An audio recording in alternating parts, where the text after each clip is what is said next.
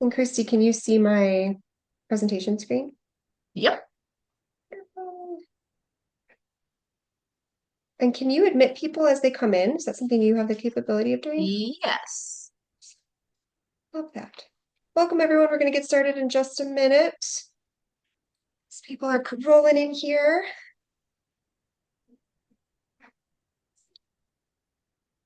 All right. So 3:30, let's get started. My name is Laura Buska. I'm the Respect Our Waters Program Manager with Root-Pike Watershed Initiative Network. We're a Southeastern Wisconsin 501(c)(3) nonprofit, and we have a mission to restore, protect, and sustain the Root-Pike Basin watersheds. So we thank you for joining us tonight for this event in honor of Stormwater Week. This is so we can get an idea of who's joining us. Feel free to type your name and the municipality that you're hailing from in the chat box. I'm going to start tonight with just a high overview of stormwater ponds and cover the most common pond issues you might encounter, some simple solutions for everyday management. And then I'm going to pass it on to my colleague, Christy Heiser.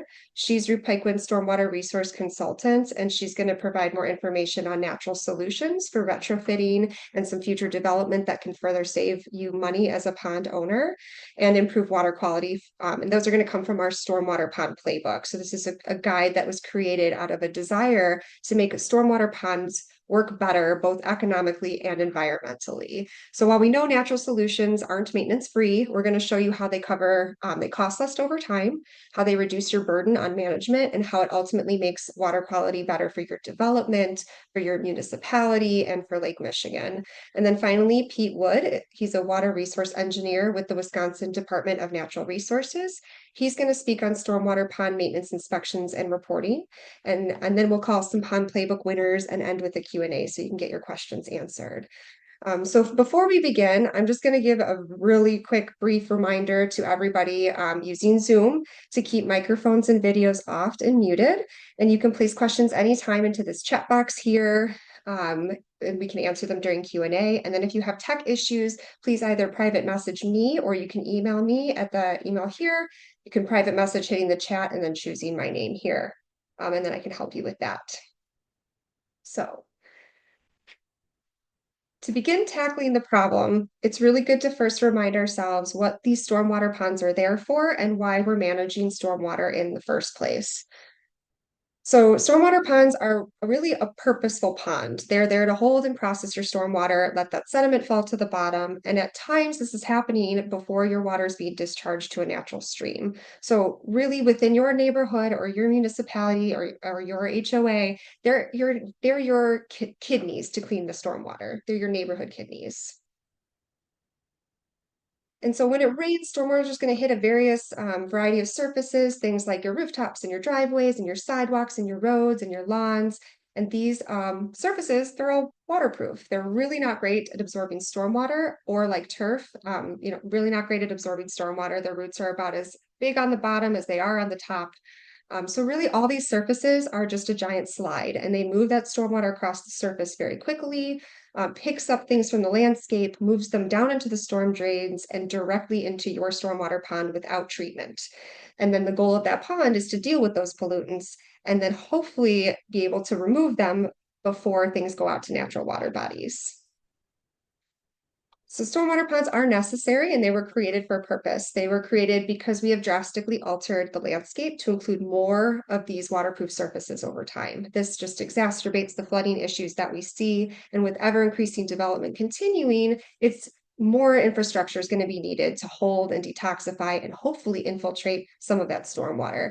Because the problem is, or the thing is, traditional stormwater pond is kind of, like your lower bar for those standards. Like we are thinking we can do something a little bit more to get more infiltration, better aesthetics, cleaner water.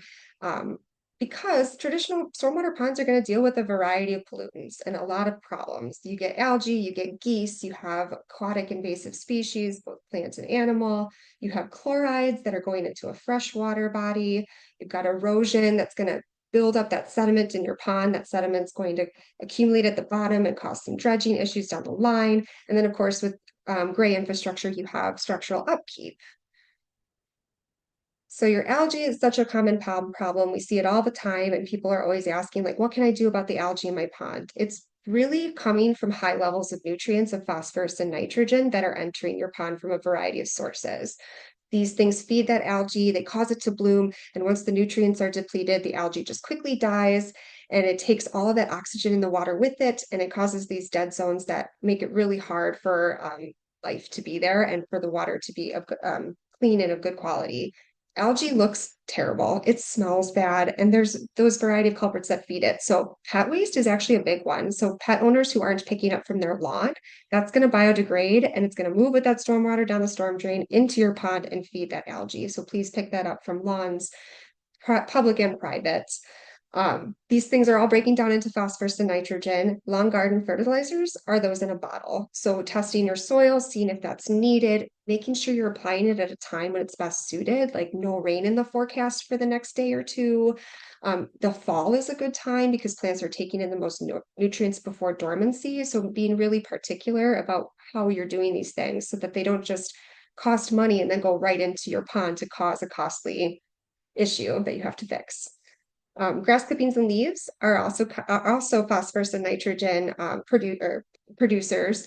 And it seems odd, they're natural. Why would that be weird in a natural water body? But there's so many waterproof surfaces now to quickly move these things very quickly to your pond.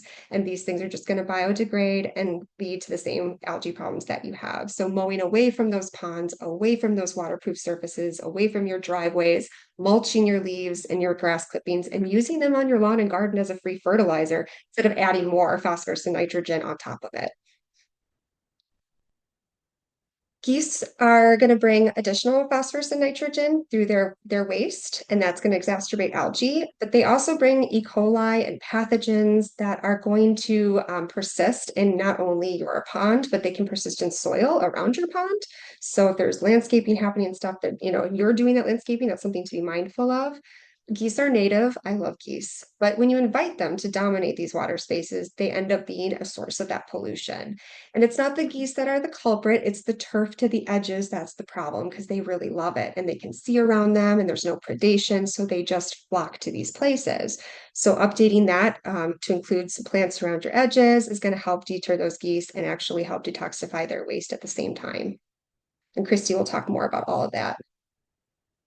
Invasive plants or invasive species, not just plants, but also animals, they're things that are non-indigenous coming into the environment. They don't have the same checks and balances, so they're very easily able to just go wild and take over a lot of resources that native plants and animals need. They don't provide the same things for those animals as well. So things like not transplanting water garden plants into your pond or releasing things into your pond. This was something I learned very recently in Libertyville, Illinois. They almost had an outbreak of an invasive plant into the Des Plaines River because somebody they think it was an aquarium, put aquarium water into the pond and released invasive hydrilla into the pond. So it's probably somebody, I can see a fish dies and they're doing a funeral and pop right into the water and how that could have just completely destroyed an entire ecosystem over something so simple. So being really mindful of that. For your pocketbook, addressing those infestations early is really helpful because as they grow, they become more of a money sucker to be able to fix. And so I've got some really great resources here. The Wisconsin DNR it can help you through their website. You can learn to ID them and how to manually remove the ones that you can and how to monitor afterwards. So there's a great website there. And then there's an email for reporting invasives if you do find them so that everyone can keep an eye out for these invasive species. I just want to briefly touch on chloride winter de-icers. It's often overlooked, but it's important because we all need fresh water to live. Only 3% of the world's water is fresh. We're living by one of the largest freshwater sources in Lake Michigan, and it only takes 1 teaspoon of salt to permanently pollute 5 gallons of fresh water. So your pond's a freshwater body. It may very well impact other freshwater resources like Lake Michigan. So there's a lot of great things that you can do. Make sure that you're not salting that pond. The guy at the top of that picture is using far much too salt. He's wasting his money using that salt. 3 inches between crystals, one solo cup for 10 sidewalk squares or your entire driveway. Because these things are going to damage your investments. If you're putting native plants in, that can damage your investments. And then poor aquatic scores, like the more that this continues to become continues to be a problem, which it is just accumulating, fluorides aren't going anywhere. They're very expensive and often impossible to remove once they're there, that we're going to end up with more rigorous regulations in the future. So getting on it now is really important. And if you have if you're contracting out your winter maintenance, or if you're doing, parking lots or roads and sidewalks and things, you are welcome to sign up for free winter maintenance class throughout the state. There's a website here, Wisconsin Saltwise. We are part of that every year, and we want to make sure that people are getting trained in proper salting that keeps people safe, but also keeps our waters fresh, because that is also a health concern. So then you've got your erosion. You've got rainwater flowing over the sides of your eroding banks. Those things are going to move sediment into the water and further that erosion. That wave action hitting up against the side of your pond is going to further exacerbate that wave erosion. And then you're going to get sediment, and sediment also holds phosphorus and nitrogen. So then you've got more algae blooms, and then you've got algae and dredging. So keeping yourself away from mowing up to the shoreline is really helpful. And then finding ways to stabilize those shorelines and creating buffers. And Christy's going to talk more about those buffers in a second. And then the last problem is dredging and structural upkeep. So after X amount of time, you've had a lot of sediment going into your pond over time. It's now moving to the bottom. Now it comes time to where that water is, the pond is now a lot shallower. The water is getting warmer. It might be more turbid because you have less going on. And now it's time to dredge that pond. So it can be very expensive. It can be logistically challenging. It requires potentially some permits if you've got contaminated sediment. So that is, if we can do things to make those dredgings farther between, that's going to save you money. And then structural maintenance, of course, if you've got gray infrastructure, there's the clogged drains, there's failing structures. Potentially, if something's like a grate and is missing, it's great. Now we've got trash coming in and different debris. So these are the types of things to keep in mind, be mindful of what you have, so that when they are starting to fail, you can fix them in advance. And now I'm going to pass it over to Christy, and she's going to share more about what you can do when thinking about more robust management options like retrofitting or developing to include more of those natural elements. Perfect. Thank you, Laura. I'm Christy. I'm Root-Pike Stormwater Consultant, and I'm going to be giving you an overview of our stormwater pond playbook that we developed. You'll notice that some of these solutions that I'll be talking about aren't necessarily new or groundbreaking. They're the same things that the DNR advocates for and other water quality groups like Root-Pike are advocating for, because they're the best solutions for our water quality. But what we found through the development of this book is that a lot of times we don't have local case studies that we can point to. And that's a big barrier for people, for getting them actually into practice and into the ground. And then when we don't have local case studies, we were having a hard time articulating the maintenance costs, because that's kind of the number one question that comes up with ponds or any type of natural green infrastructure solution is, what's it going to cost to maintain it? So we were lucky enough to buddy up with Wisconsin DNR staff, Sewer Pack, which is a regional planning commission, and two engineering firms, Hay and Associates and Stormwater Solutions, which is now Qualis. They switched their names. And all these wonderful people really helped us pick out our solutions in this book and then crunch the numbers for us. What's going to cost to install them, maintain them, and then a full cost of ownership if you're someone who's responsible for both. And it's important to note that these solutions are talked about in our 9 key element watershed restoration plans. So here down in the Root-Pike Basin, our group tries to implement these watershed restoration plans, and 4 of our 5 watersheds have them laid out. And when it comes to stormwater management, these solutions pop up over and over again.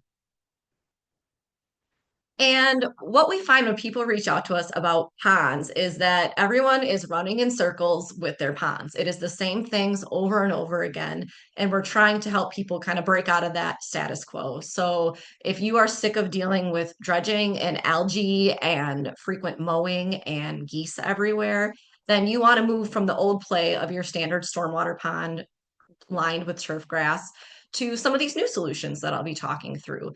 And ultimately, they're going to help clean up our water, they're going to reduce your maintenance costs, and they're going to improve your aesthetics of your community. Because for some people, these ponds might be the only nature that they can really interact with. So it's important to make them more of an asset and less of um, something that people do not enjoy managing, which is more frequent. So solution one is going to be pre-treatment with our native plants. If you are familiar with root pike wind, we are always talking about how great native plants are, and it all comes down to those root systems. When we have turf grass throughout your development in your community, those root systems are going about 2 to 3 inches under the ground, versus our native plants, those roots can go 6 to 15 feet under the ground at times. So you can really see how we are increasing the amount of stormwater that we're infiltrating by just converting some turf back to these prairie plants. And one example of where we did this on a larger scale, and you might not have this kind of space within your community, but if you do, this is what we did at the Shagbark Recreation Area. In the upper left-hand corner, you can see anything that's in that yellow shape was turf grass and is now in the process right now, actually, of being seeded with native prairie species, and it's going to be converted to those deep-rooted natives. And the blue arrows are showing the flow path of where that water would have been moving. So the grass clippings and the pollutants from our stormwater would have been moving down into that pond you see at the bottom or flowing through the dry pond to the north, which ultimately goes into our harbor and into Lake Michigan here in southeastern Wisconsin. And to kind of kickstart it, we did a little pollinator patch planting, we call them, with the community and installing full sizes of some of those plants so people can really start to warm up to the idea of these native plants and learn about how important they are for our stormwater management. But if you don't have that kind of space, using vegetated swales is a really good place to start. So maybe it's coming off of a downspout on your property or the ditch line in front of your house. And the old play is just to kind of convey the water. So maybe it's through a curb and gutter, maybe it's through just a grass swale. But instead of just conveying this water, we want to advocate that you infiltrate it more. The more water we can suck into the ground right where it lands, the less those pollutants that Laura talked about are actually going to move across your landscape and into your pond. It is really important to note, though, that you check with your local ordinances to ensure that the use of native vegetation is allowed, specifically in your front yard or in any type of ditch lines. There are some ordinances in place where um, that is not okay. And instead of putting in all those native plants and then possibly having them hacked down, just check with your local ordinances to make sure that you're planting and meeting your community's kind of aesthetics as well. So it can be through a swale, or you can use a vegetated filter strip. Really same concept, but it's more if you have a deep or a steep slope, you're planting it instead of with grass, just with those native plants. So it's first of all slowing down that stormwater as it's moving down that slope and dispersing that sheet flow and getting a little bit of infiltration in the process. And take a second to orient yourself with this graph because all the ones I'm going to flash up here are set up in the same way. And this is where our engineers really came in and helped us calculate these numbers because that is not my personal forte. On the left-hand side, we are comparing this to a standard stormwater pond. So turf lined, kind of the pictures that Laura showed you. Versus on the right-hand side, in this case, it is the use of vegetated filter strips and vegetated swales. And what our engineers found out in this case, if you put those things in upfront, you can reduce the cost of your stormwater pond because you're reducing the size since you're managing more of that stormwater where it lands. And it's going to reduce your sediment removal to a degree because it's capturing so much of the sediment that could be moving across the land with the stormwater. So in the blue, first cost is more so if you are the person putting this in the ground, so maybe a developer or a municipality. Maybe you're just the HOA that is focusing on maintaining the pond, so you'd want to focus in on the green bars and those differences. But if you are doing both, then the total cost of ownership is where you want to kind of put your attention. So the next solution is going to be pre-treatment with a sediment forebay. And these are should be located at the inlet of your pond. And it's basically a smaller little pocket that allows the sediment to drop out in this smaller area. It is easier and cheaper to do more frequent dredging of this smaller area than to wait for it all to fill up and then have to do a very large dredging event in the main pool of your pond. That is very costly and can be very shocking to some people when they aren't aware that they're going to be on the hook for the maintenance of these ponds. They can look a few different ways. So it can be just the concrete line that you see on the top. It could be more of a naturalized forebay where this case it's a little bit of a rock berm. Or in some cases, it could be there and it's covered with plants and covered with water, and you might not have any idea that you have a sediment forebay. So if you are managing a pond and you aren't sure, that could be a good place to start. If you do have a forebay and you're not cleaning that out regularly, that's one way that you can help drop those costs of maintenance of your pond. And here you can see that the first cost to put it in, not too much higher, but the maintenance drops down a little bit because you're doing those more frequent but smaller dredging events where you can use a lot smaller equipment and then less sediment to dispose of. Solution three, converting your pond to native plants. So when you have those grass buffers, it's more mowing, algae, geese, and erosion. And really, it's nothing aesthetically pleasing to your community. So if you can, converting that buffer back to your native plants will help capture some of that flow before it gets into your pond. And ideally, you'll kind of plant in these three different sections here.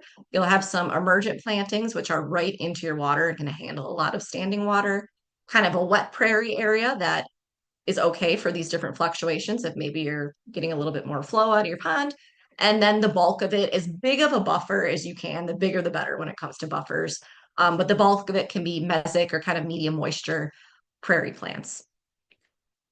And if you need to, start small because there are a lot of people couldn't are still warming up to the idea of native plants. So here's an example that we did in a local park, and we just did a small 500 square foot native planting area called the pollinator patch. And this helped the community warm up to this idea and get used to the aesthetic throughout the different seasons. And then next spring, we'll be coming and doing more of a substantial buffer improvement around this pond. And ultimately, it's found to be less expensive, is what our engineers helped us calculate. It's not no maintenance, it's just different maintenance. So if you're contracting somebody out to come and mow around your pond once a week, instead of doing that work, they could come a few times a season, spot treat some invasive species. If you want to do some strategic mowing at the end of the season or a prescribed burn every few years, these are other options too that are ultimately more expensive in the long run compared to that frequent mowing cycle that most people are trapped in. And recommended designs for new ponds. So maybe you live in a development and there's about to be another chunk added on, more stormwater runoff, and we need to have another pond. Ideally, your stormwater ponds should mimic the natural wetlands that were here as much as possible. So this naturalized basin with a meandering design uses the different solutions I've already talked about. So let's assume there's a sediment forebay on here, there's a native buffer, and then the other really important part is that length to width ratio. So instead of it just being a square or an oval that you see really often, it's 3 times as long as it is wide. So it's this kind of snaky shape. So the water moves through a lot slower. It can drop out more of those pollutants before it ultimately discharges out of your pond. And that's why the maintenance cost on this one you can see is a little bit more dramatic than the other solutions because you're compounding the forebay, the buffer, and then that length to wish ratio um, to ultimately have cheaper maintenance on a more of a constructed wetland style pond. And the last one that's in the guide that is actually my favorite is not a pond at all. It's a regenerative stormwater conveyance system. And this is essentially a series of infiltration basins that are kind of hooked up in tandem. And the water flows into that first weir. It infiltrates as much as possible. If it's a big storm event, it'll then overflow into the next weir. And ultimately, the bulk of that water is being infiltrated through a sand and wood chip kind of mixture, and very little actually leaves the system. It's important to note that RSCs can also be used as a pre-treatment option. They are very flexible. So maybe you have a ditch line or an area that could be a vegetated swale, or maybe an RSC if you're really trying to pull out those pollutants. So it is an option. And here's one example of where we were able to implement an RSC. This is in Kenosha County. And the top picture is kind of a bird's eye view of it. Because really, if you're driving by and you're not into stormwater, like a lot of us are, you might not even notice that it's a stormwater feature over there. And through using an RSC instead of a pond, which was originally going to go here, we were able to save an acre of land, which can now be developed or farmed or whatever other use in the future, other than just pond. So it's a really great solution. And at the bottom, you can see we got 5 inches of rain in 24 hours back in 2022, and it fills up. And then within 3 days, that water just completely disappears. So it really is more of kind of like a little prairie there on the side of the road, and far less costly to maintain. And that's because RSCs, you're not dealing with dredging. You're really kind of focusing on keeping your invasive vegetation at bay, making sure it's looking um, nice and polished, and doing some invasive species management. But overall, a lot less compared to a pond. So if you have the opportunity to not have a pond, go for an RSC. And the important thing to remember is that what goes into and out of your pond really matters. It makes a difference on the health of your local rivers and lakes. I see there's people from all around the state here. So if you're not invested in Lake Michigan and the Root-Pike Basin like we are, whatever your local water body source also benefits from great pond practices and proper pond maintenance. And with that, we're going to hand it over to Pete from the DNR, and he's going to walk you through the best ways to maintain and report on your ponds. Thank you, Christy. And I would really like to thank Root-Pike Wind for doing this, because this is an important subject to DNR. Just to give you a little, I just want to make, can you guys see everything, Christy? Are we good? Yep, you're all good. Okay, perfect. Yes. So just a little bit of a history lesson. DNR has been in the stormwater regulation business for about 30 years now. Since that time, it's not hard to imagine. Just in southeast Wisconsin, thousands of stormwater ponds have been installed. In the early days, this was the primary practice. And as Christy mentioned, as we've evolved over time, we've created a larger toolbox. But in the early days, some of you guys remember this was the practice that was used. So I don't think that's surprising if you drive around the Racine, Kenosha area or any part of Wisconsin. These stormwater ponds are located on all types of developments, particularly for subdivisions. And many of them are coming of age, I guess is the one we can say that. And so we are certainly concerned at DNR about maintenance activity. So I'm going to talk a little bit about what are the features of these ponds, what needs to be looked at during inspections, and what needs to be maintained. Another thing that may surprise some people, though, is that DNR, we issue permits for development to developers. But we don't maintain long-term authority over these stormwater features, which is somewhat surprising to people. So what happens, when a developer's out of the picture, essentially DNR is out of the picture also from a permitting standpoint. So what happens after that? Well, the scheme that was set up is essentially that the owners of these facilities are responsible to take care of them in perpetuity with a relationship with the local municipality. Okay, so, and this has evolved over time too, but the most common relationship between, let's say, an HOA and a municipality for BMP maintenance is through some sort of a long-term stormwater maintenance agreement. Many HOAs might not even be aware that there is this legal agreement or what they're supposed to do, right? And so our relationship at DNR is not directly with the owners, but with many of the municipalities in Wisconsin. About 250 communities in Wisconsin have what's called a municipal stormwater permit from DNR, and that permit requires the municipalities to oversee the maintenance of many private ponds where they have legal authority to. And so what's been happening lately is we are trying to ratchet up the efforts. And so we're trying to put a little bit more pressure on the municipalities to kind of develop these programs. And so anybody who is is a pond owner may start seeing, having more contact from the local municipalities to try to push along maintenance activities. Because I think it's our understanding generally that many pond owners in Wisconsin, private pond owners, don't understand what they have or what they're supposed to do. And so we're going to use the municipalities to try to push that forward. So this webinar is a perfect start for that. So I'm just going to walk through, what is a wet detention pond? So by definition, it's a pond that has standing water, right? The standard depth of standing water is about 5 feet. But there's ponds that are shallower than that and ponds that are deeper.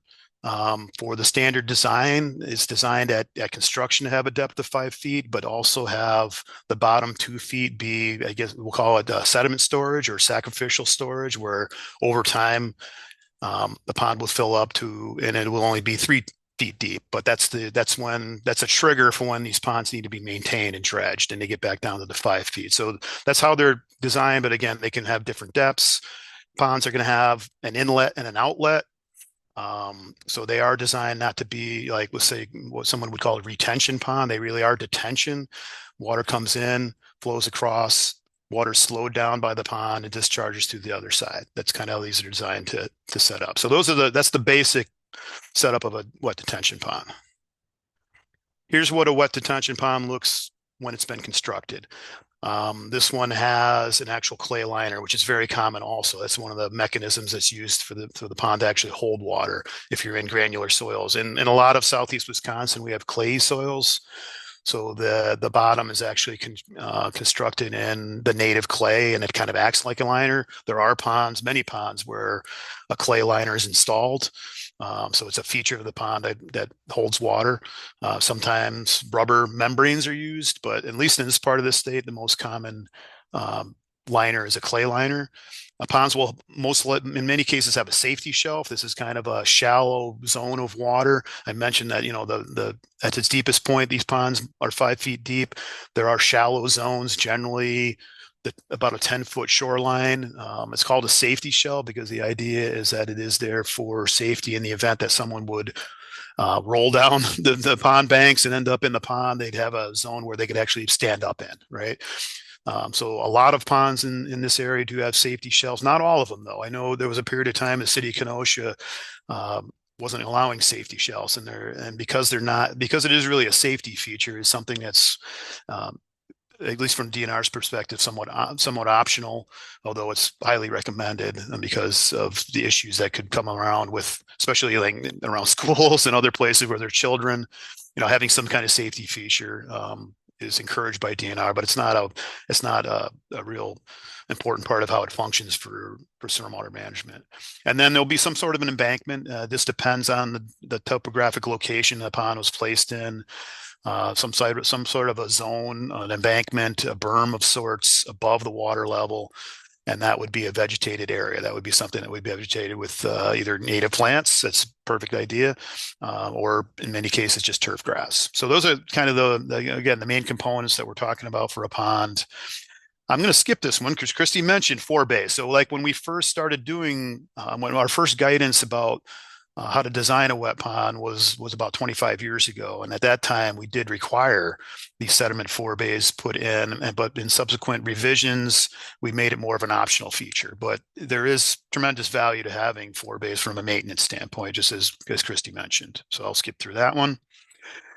Okay, the safety shelf is just something I want to talk about again, because many safety shelves will develop wetland plants on their own without someone trying to plant them. And unfortunately, many times it's invasive species, invasive cattails, reed canary grass. It's okay. They actually do function as kind of a natural fence for geese and for humans to prevent access to the larger pool. And as a general rule of thumb, and this may help with interpreting how your pond's doing, that these emergent wetland plants can only grow in water that's less than 2 feet deep. So if you see these type of wetland plants growing around a pond or in a pond, that's a general indication that the water is less than 2 feet deep. So I know I mentioned, we want to try to keep these ponds to be, at least 3 feet deep. So if you saw emergent wetland plants that filled an entire pond, and if the pond was supposed to be 5 feet deep, that would be an indication that it's probably 2 feet or less deep. So this is just just something to think about when you're kind of evaluating your pond, where wetland vegetation is growing on its own. So we'll talk a little more about how those safety shelf and wetland plants are managed, but I'll keep moving along.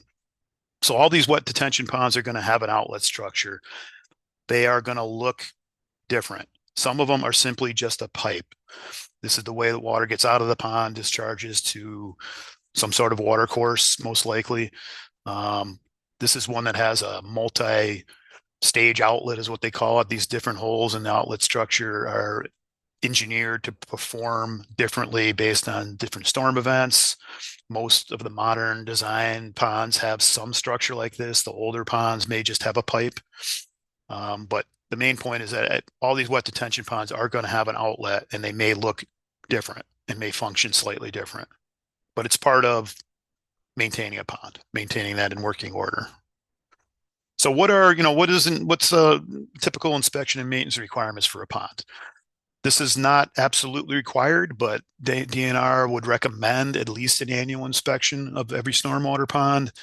The things to look at, there's three main things. The side slopes. Okay, we're looking on side slopes, we're looking for evidence of erosion, evidence of plant health failures. We want to keep those side slopes vegetated because if they're not, they can erode, right? And they can erode both into the pond or on external side slopes, and that creates a possible structural issue. Where the pond may ultimately fail someday. So basically inspecting side slopes for erosion and vegetated health is one of the elements of a pond inspection. The second element is actually inspecting those inlets and outlets. Inlets could be storm sewer, inlets could be swales. It's the points of entry from the subdivision into the pond. Those would be inspected for maybe a combination of clogging or erosion. And outlets, like I just mentioned in the previous picture, making sure those outlets are functioning, are not clogged. If they're clogged, the pond will not function as designed. It may fill up faster. Water may start discharging at locations it's not supposed to. But those are simple things, right, to check inlets and outlets for clogging. And this is the big one, measuring pond water depth. What I mentioned was that all these ponds are designed to fill up with sediment, stormwater pollutants over time. If they're working, they're actually doing that. So at some point in time, this night, it might not even be an annual inspection. It could be done every couple of years because this does take a period of time. The general idea is that these stormwater ponds are able to store sediment for possibly 10 to 20 years. But every pond might be a little different. It may fill up at a different rate. So measuring that pond water depth determines when it might be time for dredging. Okay, so those are the main elements of inspection. The other point is like, okay, when someone has decided that there is something wrong with the pond, it's an expectation that someone actually schedules it and conducts required maintenance, right? So it's not good enough just to inspect it. If somebody is identified and needs to be corrected, there should be some kind of schedule to go ahead and do that, right? We also encourage keeping of records of inspections and the maintenance, right? So if a local municipality asks to see records, they would be available upon review. And many of them are going to start requiring that. And this is another big item, and Christy touched on this too, budget for inspection and maintenance. What we know is, especially with homeowner associations, that again, because they may not even know what they have or what they're responsible for, no one has been raising any kind of funds to do either to hire someone to do inspection or even do the maintenance. And the maintenance as far as the dredging goes, that would be the most costly maintenance item. I've talked to contractors who do this work, and they're generally fairly reluctant to give an actual dollar amount. They will give one on a case-by-case basis, but I think we're talking, I wouldn't be surprised in the tens of thousands of dollars for a pond dredging. And I think at DNR we're concerned that pond owners in the world are not ready for that expense. There are agreements out there in the world. This is an example of a stormwater maintenance agreement, fairly commonly used template in this part of the state. This is the legal agreement between the developer initially and all subsequent owners of a stormwater pond and the local municipality, identifying essentially things like frequency of maintenance, what happens if the pond isn't maintained, because ultimately these agreements give the municipality the authority to go and do the maintenance and then charge folks back if they need to do it. That's not the preferred way. So a maintenance agreement will have a bunch of legal language, but then it'll also have an actual plan. So this is what a maintenance plan might look like. We don't have a template, a required template at DNR for either one of these two things. A lot of these templates are established by the local municipality. Google is wonderful. You can Google these stormwater maintenance agreements or stormwater maintenance plans. They're readily available. As I mentioned, there's not the things that need to be looked at are pretty standard. But having a plan, something someone can follow, is pretty important. So even without a plan, even if you can't find one, if there's no record of one could be developed so that everyone's on the same page of what needs to be looked at and when. There are also sample inspection and maintenance reports out there. Again, we don't have a required DNR template, but if you look anywhere, you'll find plenty of good examples out there, or you could create your own. But a lot of these items are the ones I mentioned, is going to go down and have a way of documenting that someone looked at these various elements of the ponds and identified if something needs to be done. It's really helpful, and this is not always possible, to actually get the either construction plans or as-built, what's called as-built plans for the stormwater pond in your subdivision. Not always available. DNR does not keep records indefinitely. We generally only keep them for 10 years, so we may or may not have records. Municipalities may or may not have records, but if you can find records of what a pond is supposed to look like, that is really helpful for doing an inspection, especially determining when it's time to clean out a pond, right? Knowing how deep it was supposed to be. So if possible, finding the construction plans or as-built plans for a pond is very helpful. This is just another example of what a cross section would look like, again, with all the various details about how deep the pond is, clay liner depths, things like that. These are all very helpful for doing an inspection and actually hiring a contractor to do maintenance, with the idea that, they would have a goal of trying to bring the pond back to its, original design. Again, hopefully these are available, but not always available. This is just an example of, the key maintenance elements that I think any homeowner association could do without hiring someone. This is an example of a pond outlet clogged by basically dead wetland vegetation. Okay. And that's one of the issues with having wetland vegetation growing in the safety shelf, is that it does have, it's like any other plant in northern climates. They die off in the fall, and then they can become debris, then it clogs an outlet. So this is something we'd ask any pond owner to take a look at. And this is something you wouldn't have to necessarily wait once a year to do. Anyone who would see something like this could take some action. And in this case, it's simply just removing the debris, right? That's just a simple pond example of simple pond maintenance. One other thing I just want to mention is, there is some confusion in the business about what pond maintenance is. One item that's considered pond maintenance is aerators and fountains by some people. DNR does not require aerators and fountains. They're very popular for aesthetic reasons, for algae control and things like that, but we don't require them. And we've kind of flip-flopped on aerators and fountains over the years. Initially, our guidance suggested they might be a good idea. Our current guidance suggests they may not be a good idea because they could resuspend some of the material that we're trying to settle out in the pond. We have, for now, from the modern year, we actually have some criteria. If someone wanted to use optionally a pond or fountain, and that it should be done in a certain way. One of the main criteria is that it shouldn't be running during a storm event. So there should be some shut-off systems when it's receiving flow, so that while it's treating stormwater, the aerators and fountains aren't running. But the main point, and I get pulled into this many times, whether DNR requires aerators and fountains, the bottom line is no. But if someone wants to use them, we do have some guidance about how that should be done.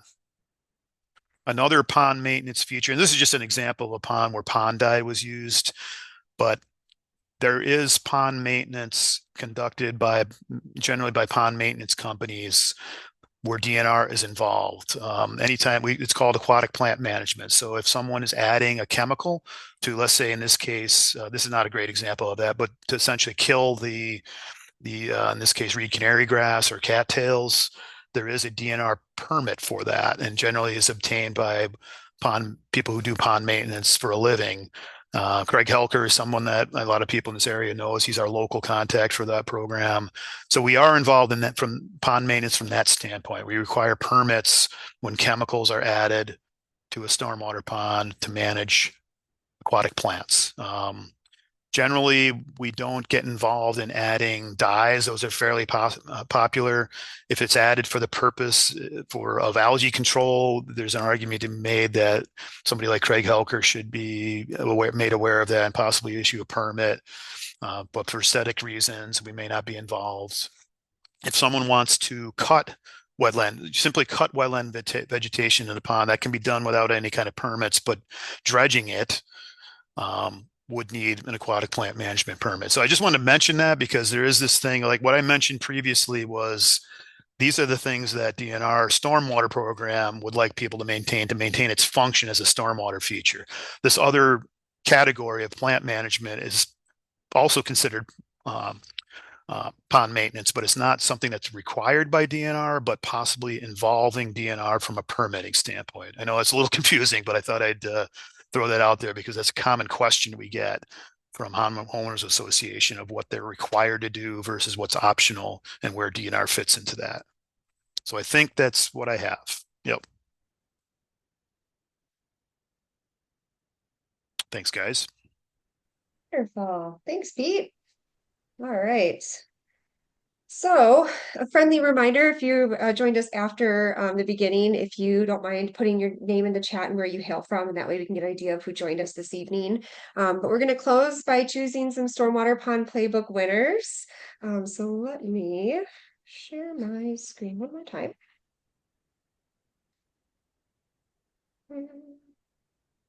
All right. So you are, just so you know, the video is going to be, or this is being recorded, so you'll be able to reference this video later on, which is really nice. It's going to be at this website that you're seeing right at the bottom of your screen. You can also purchase the Pond Playbook there if you are interested in owning your own. And then the two winners tonight, before you purchase though, I did want to quick say this. If you are a part of one of these municipalities, and that includes anywhere in Kenosha County, and would like a pond playbook, please email me. Your municipality is already a part of the Respect Our Waters program, and that would cover the cost of your playbook. So I'm gonna leave this up there for a second. But I did find two winners using a random number generator. And that would be Joseph Bevington and Rob Haynes. So if you two are still on the line with me, please private message me your information, so including your address, so that I can mail you your books. Congratulations.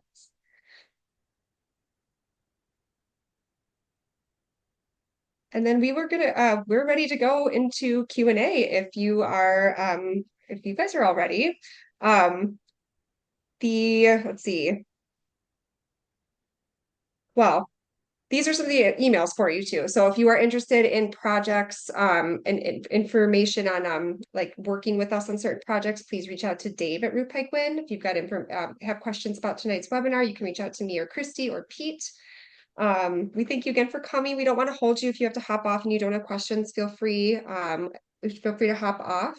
And then we do have two questions that already came up in the chat. Christy, do you have those? Yes, I do. So someone asked, is the Stormwater Pond Playbook digital too? Right now, we're not distributing it digitally. We're choosing to just do a hard copy book. So that website that Laura, by the way, your email's up right now, Laura. That website that Laura put up, you could purchase your own from there. The next one, so 15 years ago, we were told to treat the ponds to eliminate cattail and reed growth. Is that no longer the case?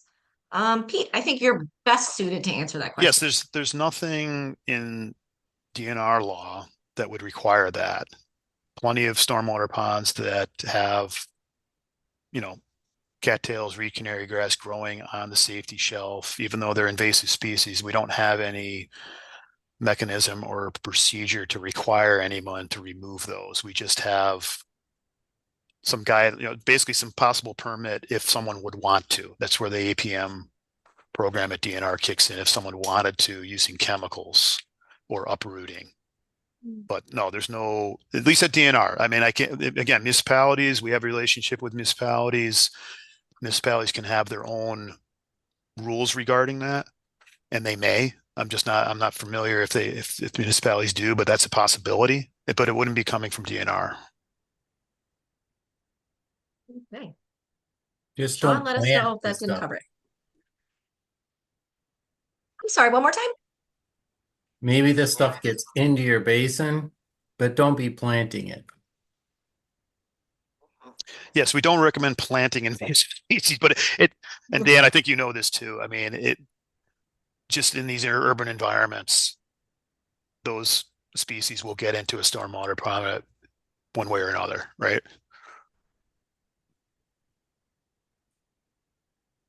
All right, our next one.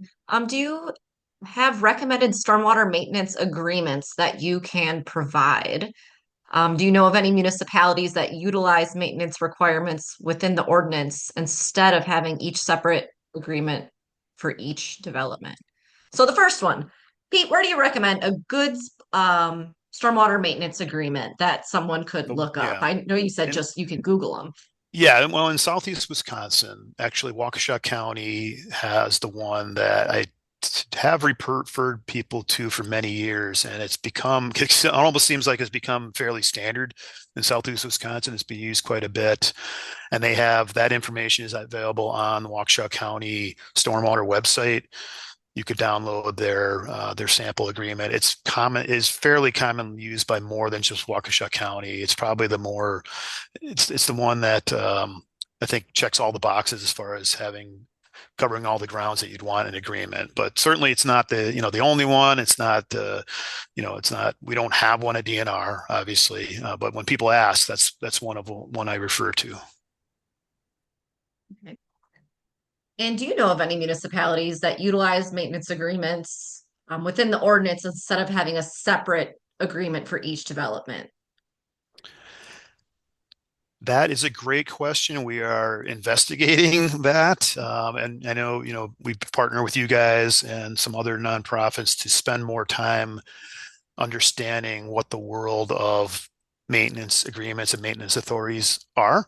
And yeah, there certainly are some communities we're aware of that apply maintenance of their municipal maintenance authority through other mechanisms, including drainage easements, and some other. So we're starting to understand that the maintenance agreement, although it's fairly standard, is not the only way a municipality can have authority over a stormwater feature.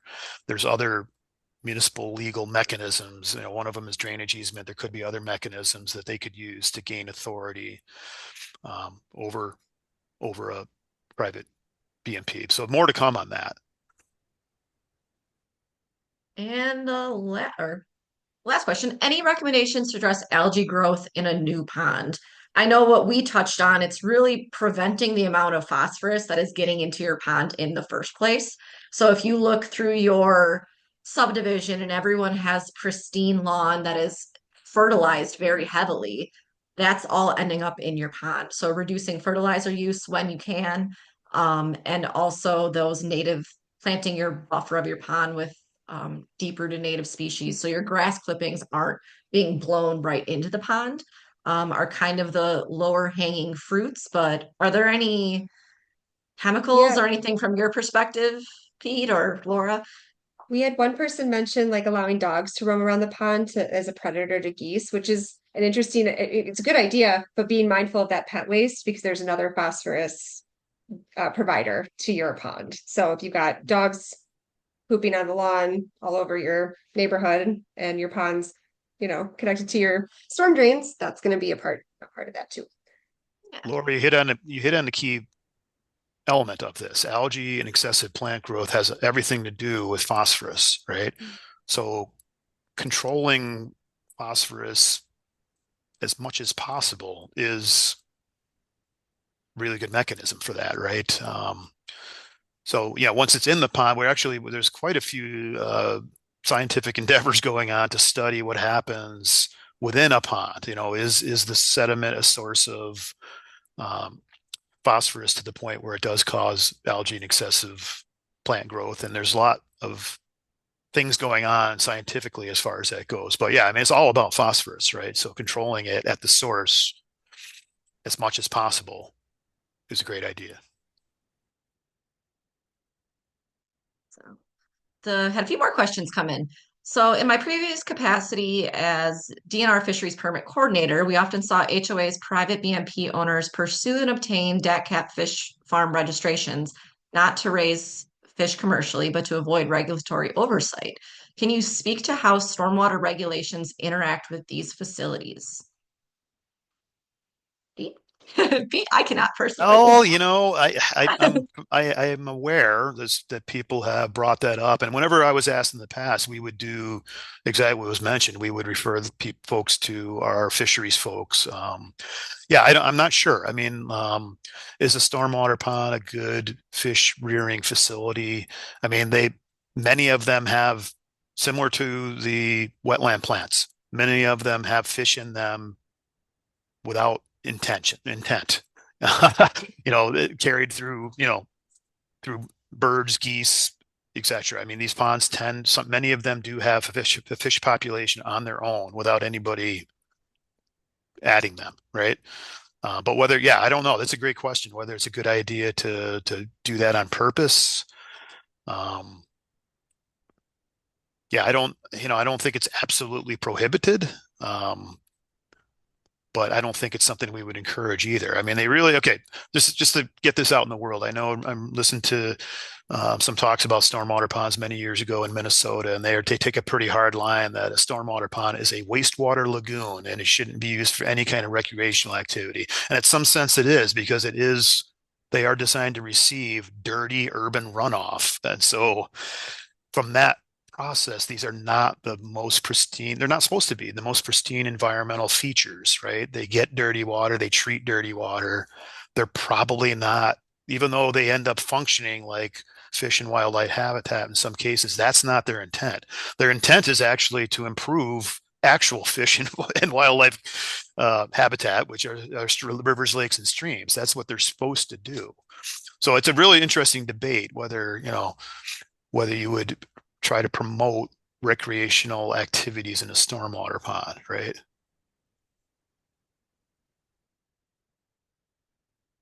And right now, our last question. What about the disposal of dredged material? How much of that is controlled by the DNR?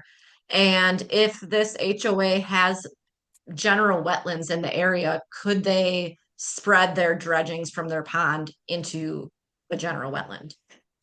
Okay, so the last one is the easy one. No, you can't place any kind of material in a regulated wetland, okay, without a permit. And it would be really hard to get a permit to do that because there are other alternatives, right? So, so no, it wouldn't be. I mean, an upland area, which is non-wetland area, that's fine. And in many cases, especially from a subdivision, where the sediment is not as highly contaminated, let's say, as like an industrial park, right? If we talk about something from a residential subdivision, it's very possible it could be a spread in an upland area on somewhere on the properties, right? But we do have a guy. So DNR does have an administrative code for basically specifically developed for stormwater pond sediment management. And I am going to not get the number right. It's an NR 500 series number. Someone may know it. I should have looked that up.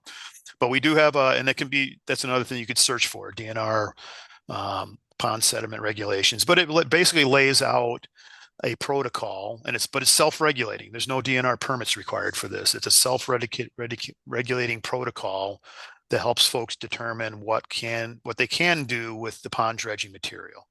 But the bottom line is that it's connected to the sources of runoff, whether they're how dirty they're considered. Again, like one example will be, generally like something from an industrial area, high commercial areas are considered the dirtiest runoff versus like a residential subdivision would be on the low end.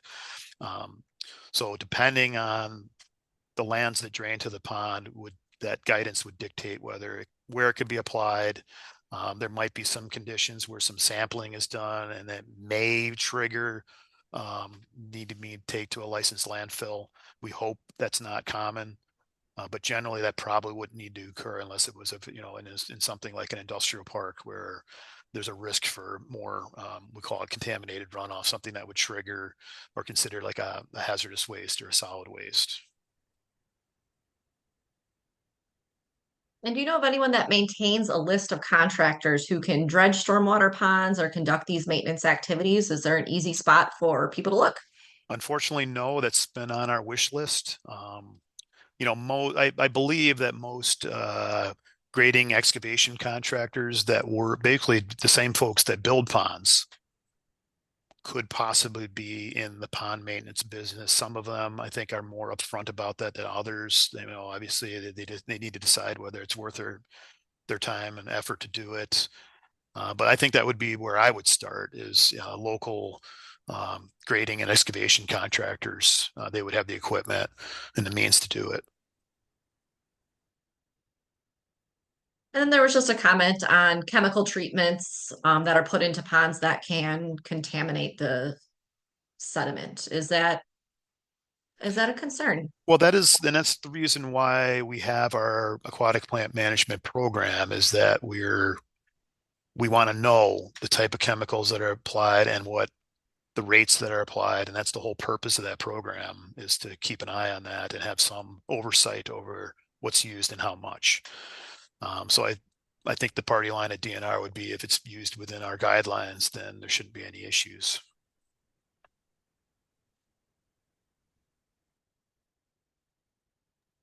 If anyone has any other questions, if not, thank you for coming. And Mhm.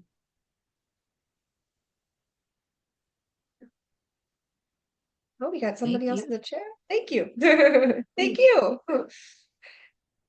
Yeah, remember you can always reach out to us. I guess if you want to throw up our emails one more time, Laura, if Sure. anyone has Yep. any follow-up questions, or we would love to And chat with then you. And then the link as well was up there for the Pond Playbook if you're interested in getting your own. I had a couple people reach out to me saying I'm part of your municipality, so it's great.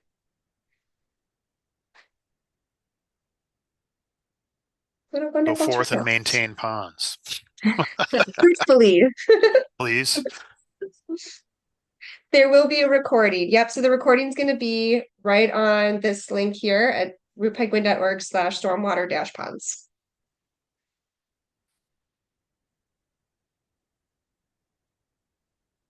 Next time I put the link with the emails.